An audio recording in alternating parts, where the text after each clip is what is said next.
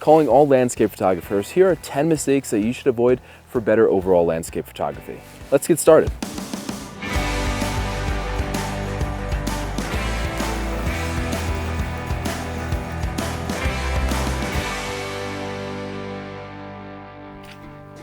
If we get to 1,000 likes on this video, I'm gonna free solo that wall. So make sure to like this video and drop a comment down below.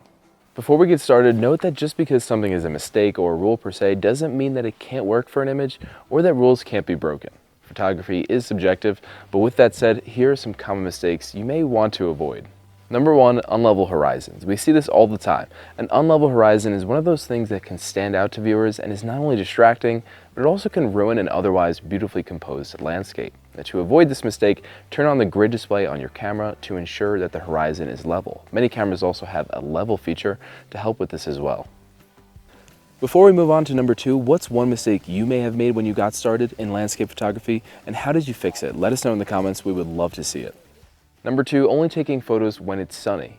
When I first started in photography, I used to always think that nice sunny days must mean that we'll get nice photos. But as you progress, you realize that those epic dramatic landscape photos can only happen in dramatic weather conditions. So keep an eye on the weather and hey, maybe even throw on a raincoat and protective camera gear and get outside when the weather is subpar. Not planning for the ideal light. The most ideal light is of course around sunrise and sunset when the sun is lower in the sky, but using apps like PhotoPills allows you to see the position of the sun at any given time, so we can more specifically choose which time will be best. You can also look up a location ahead of time to see if anyone has snapped a photo at that time of day that you're planning for, so that you have a better idea of what you'll be walking into. Never including any foreground. Listen, I get it, you get to this epic landscape and all you want to do is focus on the epic mountains or the sweeping landscape, and that's of course a huge part of the story. However, adding a foreground element to a landscape composition helps to add depth and often incorporates a story into the image.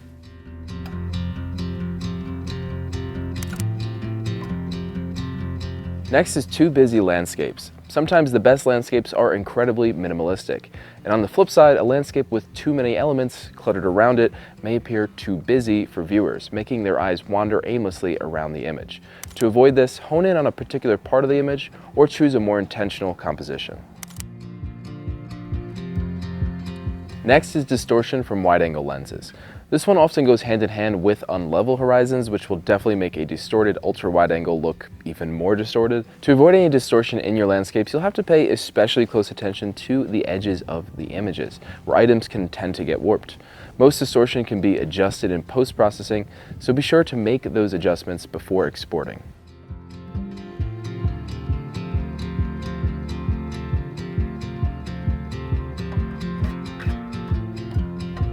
Only shooting wide angle. While wide angle and landscape photography go great together, solely sticking to these lenses can prevent you from getting experimental. Consider the compression that telephoto lenses offer and incorporate that into your photography planning.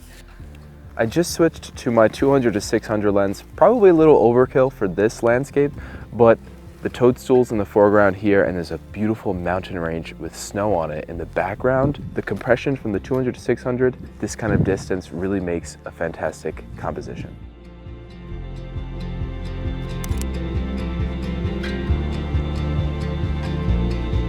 It's also interesting to zero in on your scene for more abstract landscapes. I've been doing that over here in Bryce Canyon to focus in on the hoodoos.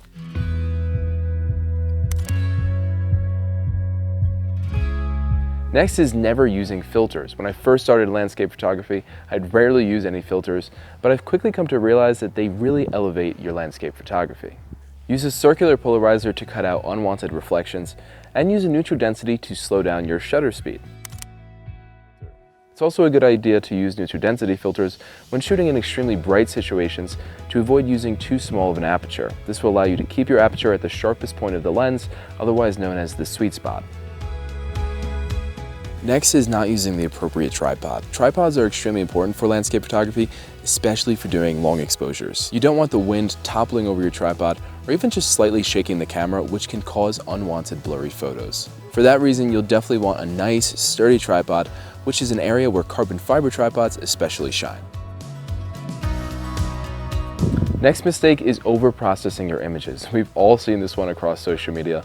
and you've just taken some beautiful images of the great outdoors.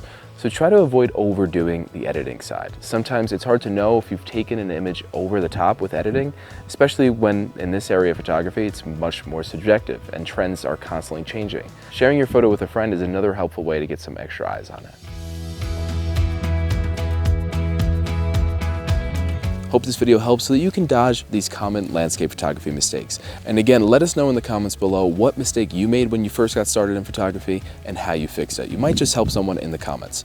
My name is Matt, and thanks for watching.